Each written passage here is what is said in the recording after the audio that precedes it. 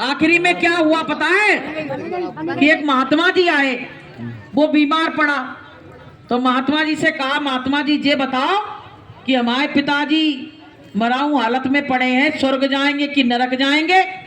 तो बोले तुम्हारे पिताजी ने कैसे काम करे, उनकी दिनचर्या क्या रही? तो बोले 20 साल जेल में रहे और बोले गांव में ताका खेत रहता था, बाकी मेड़ काट लेते थे, निकरन नहीं देते थे। और बोले 20 साल हॉस्पिटल में पड़े रहे। तो बोले अब तुम ही आइडिया लगा लो कहाँ जाएंगे वे। बोले हमें कहने की जरूरत नहीं है, तुम ही समझ लो कहाँ जाएंगे। तो बताइए कि बुरे कर्म कर रहे हो, आशा क्या कर रहे हो कि हम सत्यलोक जाएंगे, हम स्वर्ग जाएंगे, बैकुंठ जाएंगे? अरे भैया, वहां जाने के लिए तुमको यहाँ त्याग तपस्या करनी पड़ेगी, तब तुम वहां जा पाओगे, वरना वहां जाने वाले नहीं हो। कि मत बुरे कर्म कर बंदे वरना पछताएगा, भगवान की नजर से तू ना बच पाएगा, तू ना बच पाएगा। अरे अभिमानी मत करना नादानी, अरे अभिमानी मत करना नादानी। तो भैया बुरे कर्म मत करो। अब हम इस पे आ रहे हैं, इनके घर आज बच्चे की शादी का सत्संग है। अब पिछली बात तो तुम सभी भूल चुकी होगी, मैं मालूम है, जब इतनी याद नहीं रह गई तो वो क्या याद रही। तो इनके बच्चे की शादी का सत्संग हो रहा है यहाँ, उसके उपलक्ष्य में हम 2-4 बातें और बोलेंगे, बस अब विराम देते हैं। तो प्रेमियों, बहुत बड़ा अच्छा काम हो रहा है। इनका बच्चा भी बड़ा प्यारा सा है, कम उम्र का भी है और शादी हो रही, बहुत अच्छी बात है। तो प्रेमियों, अब इनके यहाँ शादी तो ये खुशी मना रहे कहेगी कि बहू आएगी, यही तो मना रहे हैं? और दहेज आएगा। तो 2 बातें हम इसी पे हम आपको बताने जा रहे हैं। अच्छा एक बात बताओ, फिर लड़कियां जब पैदा होती तो रोते काहे कौन? अगर लड़कियां नहीं होंगी तो बहू बन के कैसे दूसरे घर जाएंगी, ये बताओ पहले। अगर बेटियां नहीं होंगी तो दूसरे के घर को कैसे सजाएंगी, कैसे जाएंगी, उसको घर को कैसे संभालेंगी, ये बताओ। तो जब बेटियां होती तो लोग रोते हैं, और जब शादी होती है लड़कों की तो बड़ा हंसते हैं। अब जब बेटियों की कमी आ जाएगी तो लड़का कुंवारे घूमेंगे कि नहीं घूमेंगे? है? अब भाई वो वाला तो हाल है नहीं कि वो ले आए थे द्रौपदी को तो 5 की पत्नी बन गई थी, ऐसा तो है नहीं, तो वो समय तो है नहीं। तो प्रेमियों, हर लड़के पे एक लड़की चाहिए शादी के लिए, है ना? लड़कियों का रेशो कम होता चला जा रहा है, आपको हम बताएं 200 कम है। हाँ, लड़कियों का रेशो बराबर कम होता चला जा रहा, क्योंकि वो पेट में ही मरवा दी जाती हैं, भ्रूण हत्या करवा दी जाती है। तो बताइए दूसरों के घर की बहू कैसे बन के जाएंगी?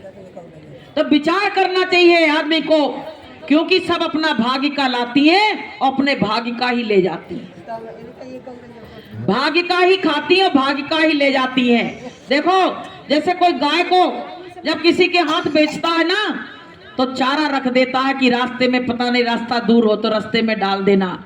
ऐसे ही बेटियां होती हैं, जो माता पिता दे देते हैं लेके चल देती हैं बेचारी, और लड़के मुड़ के नहीं देखते हैं कि पिता पे क्या है, नहीं कट्टा तान देंगे, लाद दो आधी आधी प्रॉपर्टी। पर लड़कियां पिता से क्या कहती, पापा देख लेना, बन जाए तो ना कर देना, हम अपने घर वालों को मना लेंगे, जाएंगे सबसे माफी मांग लेंगे, उनकी सेवा कर देंगे, तुमको कुछ नहीं कहेंगे।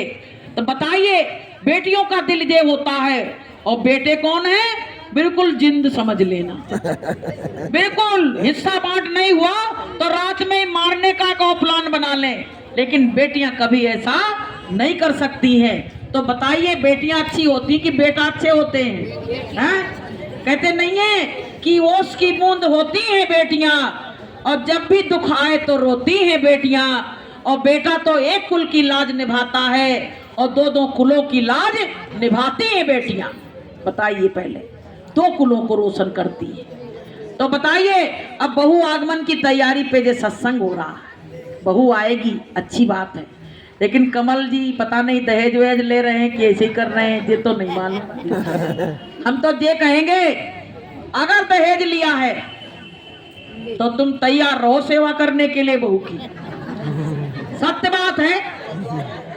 अगर दहेज लेके गड्डियों की गड्डियां आएंगी लगुन पे तो तैयार रहो सेवा करने के लिए, क्योंकि बहू आएगी वो कहेगी हम तो 20 लाख दे के आए, बैठ के खाएंगे ब्याज में। अब क्या करोगे? अब कमल जी से कहेंगी ला पापा चाय बना के, मम्मी से कहेंगी ला पपड़ी, तो फिर क्या होगा? क्या होगा?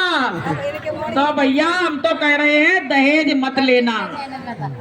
दुल्हन ही दहेज है, दुल्हन ही दहेज है। अच्छे संस्कार की बच्ची आपके यहाँ आ गई तो आपके घर का बारा न्यारा कर देगी, और बुरी लड़की आ गई दहेज के लोभी बन गए, रिश्वत ले ली तो प्रेमियों आपके घर का बंटा धार कर देगी, और एक को नहीं जाने कितनों को रुलाएगी। इसलिए भैया दहेज के चक्कर में मत फंसो। आ गई लाइट? क्या आ गई? अच्छा प्रसंग चल रहा है।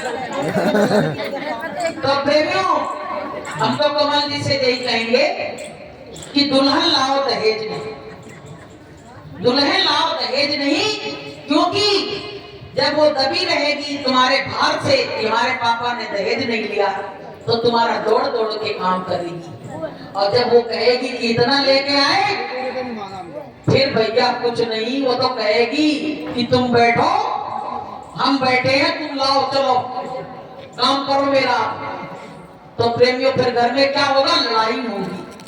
इसलिए अगर घर में सुकून और शांति चाहते हो तो दहेज का विरोध करो। हम तो दहेज के सख्त विरोधी हैं। 2 बच्चे परमात्मा ने दिए हैं। मैंने साफ कह दिया है कि कोई सत्संगी घर की लड़की होगी, बच्चों की इच्छा हुई अगर शादी करने की तो बिना दहेज की शादी करेंगे, क्योंकि मास्टर जी ने नौकरी के बावजूद बिना दहेज की शादी की है, और हम भी दोनों बच्चों की बिना दहेज की शादी करेंगे। इसलिए भैया क्या है, अरे वो अपना भाग्य लेके आएगी, वो तुम्हारे घर में आते ही सब चमन होगा। किस बात की बेटियां खाती जैसे घूमे खाएंगी? तो प्रेमियों दहेज मत लो। दहेज ही ये समाज में एक अभिशाप बन चुका है, और माता पिता दहेज के लिए बेचारे धने क्या क्या करते हैं। एक एक तिनका जोड़ते हैं, जैसे चिड़िया घोंसला बनाती है तो एक एक तिनका जोड़ती है, ऐसे माता पिता बेचारे कब से इकट्ठा करते हैं तब अपनी बच्चियों को विदा कर पाते हैं। और फिर भी कहते भैया अब की विदा में जा रहे तो उनकी ये वाली चीज और ले आना। अब वो सोचती है अगर पिता से कहते हैं हार्ट अटैक का मरीज है हमारा बाप, अगर हमने कही तो कहीं बाप को कुछ ना हो जाए, तो बेटियां बेचारी उनकी प्रतिपन्ना को बर्दाश्त कर लेती हैं, पर पिता से नहीं कहती है। कहती हमारा पिता है तो कम से कम हम देख तो रहे हैं। और जब दहेज का लोभी ससुर हमारा दहेज मांग रहा है तो उनके मन में नफरत पैदा हो जाती है। तो प्रेमियों हमको दहेज पे बिल्कुल सत्संगियों को खास करके ये कहना चाहिए, हम बेटी ले रहे हैं दहेज नहीं ले रहे हैं, हम दुल्हन ले रहे हैं दहेज नहीं ले रहे हैं, हमको दहेज की जरूरत नहीं है। क्योंकि परमात्मा जिसके घर भेजता है उसके घर उसका भाग्य भी आता है, और अपने भाग्य से सितारा चमक जाता है, सितारा चमक जाता है। एक बार गुरु महाराज से वहां आश्रम पे एक बड़ी शादी हो रही थी। अब वो तो कहे हम नहीं करेंगे, और गुरु महाराज ने आदेश दे दिया। तो गुरु महाराज ने उनको पास में बुलाया और क्या कहा पता है? सुनो कान खोल के। बोले क्या चाहिए तुमको? गाड़ी चाहिए, बंगला चाहिए, क्या चाहिए? बोले मैं दे रहा हूं, शादी करो। आप प्रेमी आज की स्थिति में देखिए जाके उनके यहाँ करोड़ों का मालिक, पेट्रोल पंप अलग खुल गया, 4-4 मकान, गाड़ी की तो कोई वही नहीं है कि कितनी गाड़ियां हैं अच्छी सच्ची उनके घर पे। अब किसने दिया? मालिक ने दिया। मालिक ने दिया। मालिक ने कहा मेरी बच्ची मैं शादी कर रहा हूं और तुमको मैं दूंगा। लेकिन मालिक से उन्होंने कुछ नहीं लिया, लेकिन उसके आते ही घर में सब कुछ हो गया। बताइए कि जा पे दया गुरु की हुई और ता पे दया करे सब हुई। तो प्रेमियों हम तो सत्संगियों से यही हाथ जोड़ के विनती प्रार्थना करेंगे कि दुल्हन को लाओ दहेज को। फिर देखो आप कहते ना मेरी बहू मुझसे बोलती नहीं है, बैर भाव रखती है। अरे बैर भाव तो इसीलिए रख रही है तुमने उसके बाप की पूरी जेब चढ़वा ली और ऊपर से ताने दे रहे हो तो कहां से खुश रहेगी। इसलिए प्रेमियों सख्त हो जाओ। हमको सत्संग में ये बात जरूर बतानी है, क्योंकि दहेज की जरूरत नहीं है, अच्छे संस्कारवान बच्चियों की जरूरत है जो साधन भजन करती हो और सुबह सत्संग की प्रार्थना के साथ जगें और अपने घर को सत्संग में घर कर दें। ऐसी बच्चियों की जरूरत है, ऐसी बच्चियों की जरूरत है। तो प्रेमियों ये हमको मौका मिला है। जय गुरुदेव समाज एक बहुत बड़ा समाज बन चुका है और इसमें भी चोरी से, जैसे आजकल क्या छापा पड़ते हैं दुकानों पे, इनकम टैक्स वाले आते हैं ना, तो कहते हैं धीरे से दे दो तुम्हारा माल अच्छा है, चेक हो गया। ऐसे चुपचाप दहेज ले लेते हैं और कह देते हैं भैया हमने लिया नहीं तो डाल में दरवाजे पे कोई देता है। भैया सब चीज आदमी दे देगा, पैसा देने में प्राण निकलते, मजबूरी में देता है। तो हम तो सबसे यही कहेंगे, विनती और प्रार्थना करेंगे कि अच्छी संस्कारवान बच्चियों को लाओ, आपके घर का अच्छा निर्माण होगा, आपकी आगे आने वाली जनरेशन अच्छी होगी, आपका भी समाज में नाम होगा और आपका घर मंगल में होगा। नहीं तो भैया तलाक के कागज तुरंत तैयार रखो।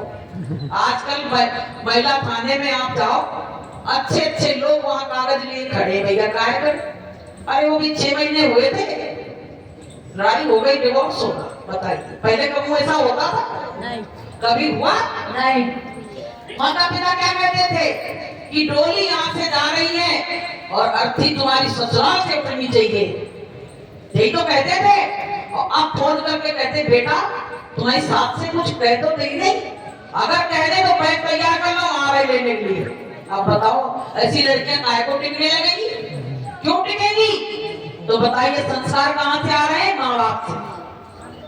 अगर लड़की दिन रात मोबाइल से लगी रहेगी, दिन रात मायके को फोन लगा रही, उस घर में कभी सुकून नहीं आ सकता है। ये हमेशा ध्यान रखना, क्योंकि उसका रुझान मायके की तरफ है, वो ससुराल वालों को कभी प्रेम नहीं दे सकती। इसलिए प्रेमी भाई बहनों, राजा जनक भी जब अपनी लड़की को विदा किए थे सीता जी को, तो यही कहा था कि बेटा ये संस्कार यहाँ से ले जाके अपने घर में उड़ेल देना, जिससे दोनों कुलों की लाज बच जाएगी और जो ऐसा दे वैसा खा लेना, जैसा रखे वैसा रह लेना, कभी एक शब्द नहीं कहना।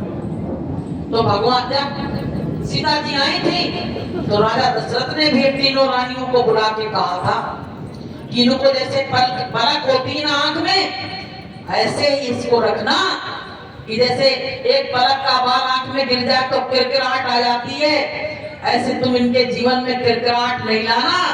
रातों नाय पलक की नाई, इनको पलकों के नाई, इनको ऐसे छिपा के रखना, इनके जीवन में कभी दुख नहीं देना।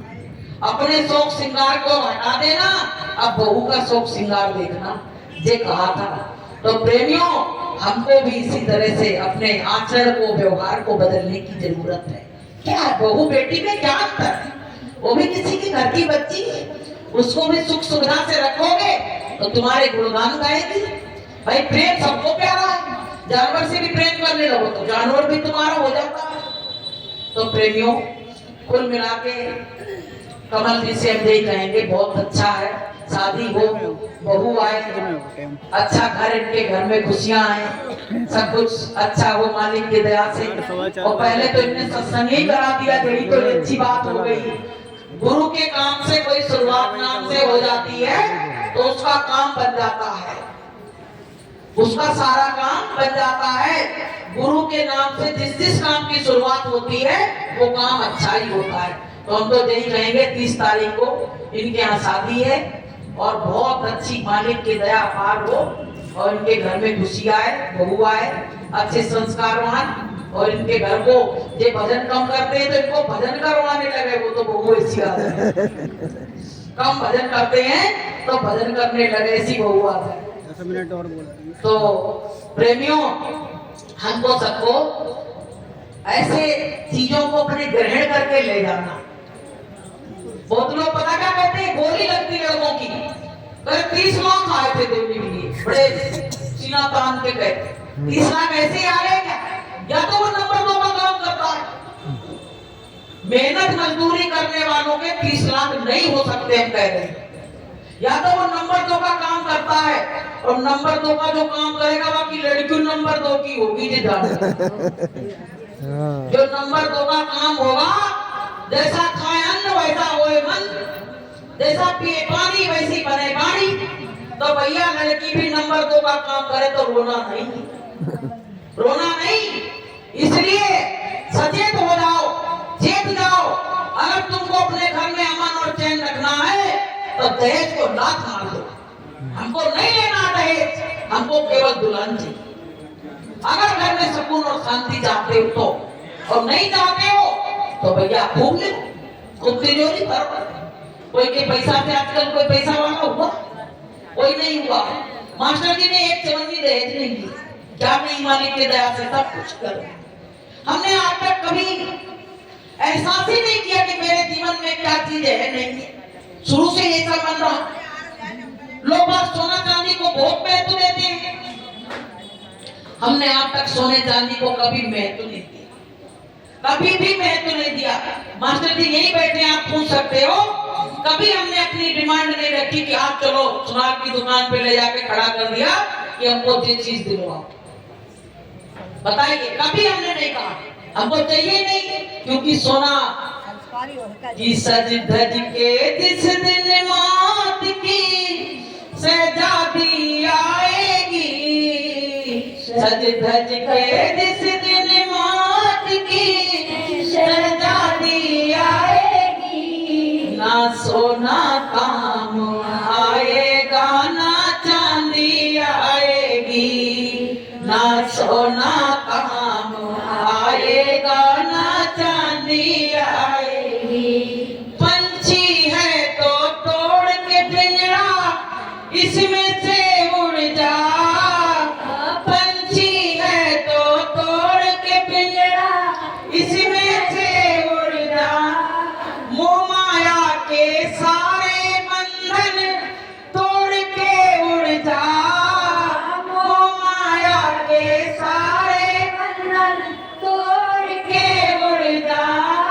जिस दिन तेरे कानों में मौत गुनगुनाएगी, जिस दिन तेरे कानों में मौत गुनगुनाएगी, ना सोना काम आएगा ना चांदी आएगी, ना सोना काम आएगा ना चांदी आएगी। अच्छा एक बात बताओ, 10 किलो सोना धरा है, तुम्हारे को मतलब को है? जब शरीर पे झुर्रियां आ गई तब सोना पहने के घूमोगी? एक बार क्या हुआ, एक गांव में एक बूढ़ी माता जी रहती थी, उन्हें शौक चढ़ा, तुमने जो हाथ में पहनते थी क्या कहते थे उसको? बाजूबंद, वो बनवाना है। अब भैया बूढ़े बूढ़े की तरफ कोई ज्यादा नजर नहीं डालता है, अब बाजूबंद पहने घूम रही, तो कोई नहीं पूछे कि कब बनवाया, कई तोला को है। अब बड़ी परेशान कर लेंगे, इतना पैसा खर्च कर आए, अब कोई ना देख रहा मेरी तरफ ना कोई पूछ रहा, क्या करें? अब उन्हें ना इधर देखा ना उधर देखा, आग लगा दी घर में। और जब घर जलन लगा तो वही हाथ कर करके कह रही, हाथ कर और मैं कहीं जाना। सब लोग, अब लेडीज की आदत होती है, बोली आग तो लगी, आग जल रहा, घर उसकी चिंता नहीं, कहने की चेकअप बनवा दिया, कहने की पहले पूछ लेती तो आग न लगती,